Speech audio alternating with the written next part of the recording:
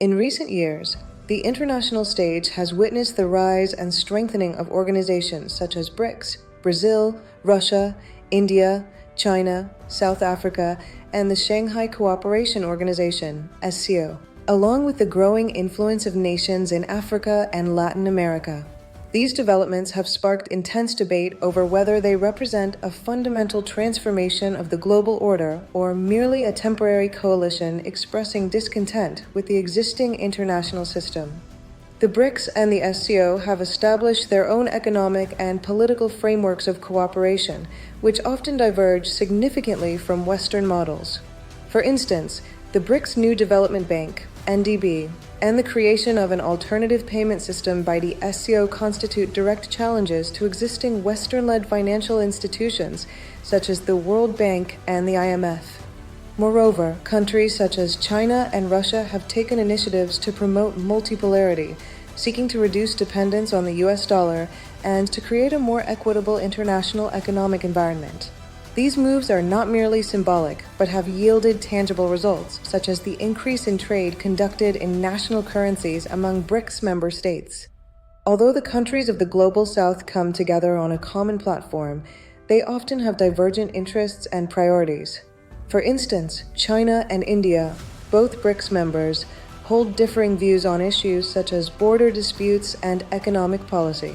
Similarly, nations in Latin America and Africa frequently pursue distinct economic and political priorities that reflect their local circumstances.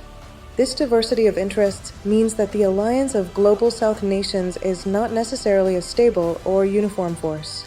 Rather, it can be viewed as a situational coalition, driven more by shared dissatisfaction with the existing international order than by a common long-term strategy or ideology.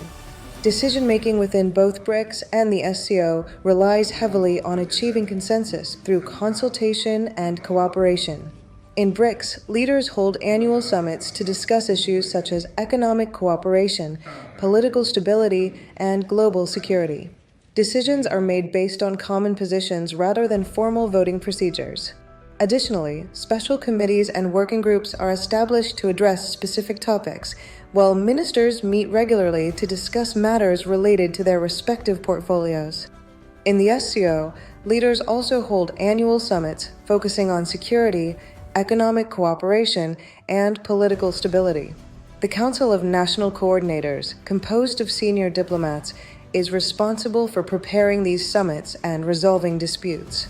The organization conducts regular military exercises and has established a counterterrorism structure to combat terrorism and extremism.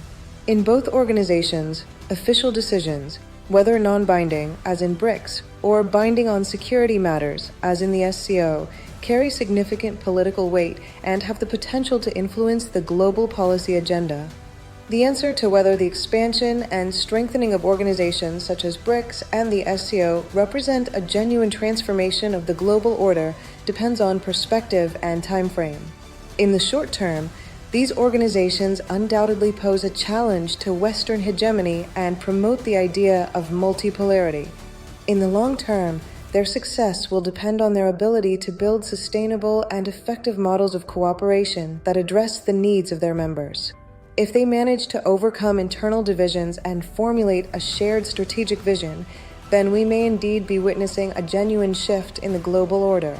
However, if they fail to do so, their alliance may remain a temporary force, one that expresses discontent but does not fundamentally alter the global status quo.